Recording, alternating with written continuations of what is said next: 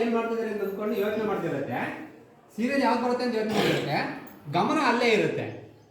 Book ಇಟ್ಕೊಂಡಿದ್ರು ಕೂಡ, ಕಣ್ಣು ನೋಡ್ತಾ ಇದ್ರು ಕೂಡ ಮನಸ್ಸೆಲ್ಲ ಇಲ್ಲೇ ಇರುತ್ತೆ, ಓದ್ಲಿಕ್ಕೆ ಆಗೋದಿಲ್ಲ.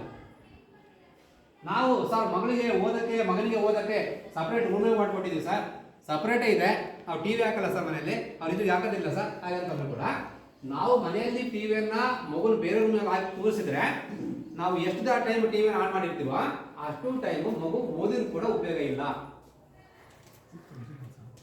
ನಾನು ಸ್ವಂತ ಮಾಡಿದ್ದಾನೆ ಹೇಳ್ತಾ ಇರೋದು.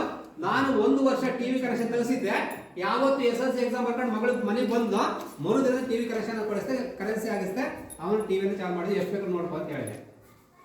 ಅದ್ರ ಪ್ರತಿಫಲ ಏನಾಯಿತು ಅಂತಂದ್ರೆ 96% ಬಂತು. 96% ಬಂದಿದ್ದಕ್ಕೆ ಆಳ್ವಾಸ್ ಕಾಲೇಜಲ್ಲಿ ಕರೆದು ಸೀಟನ್ನು ಕೊಟ್ಟರು, ಫುಲ್ ಫ್ರೀ ಮಾಡಿದ್ರು. ಯಾಕೆ ಇವೆಲ್ಲ ಹೇಳ್ತಾ ಇದ್ದೀನಿ ಅಂತಂದ್ರೆ, ನಮ್ಮ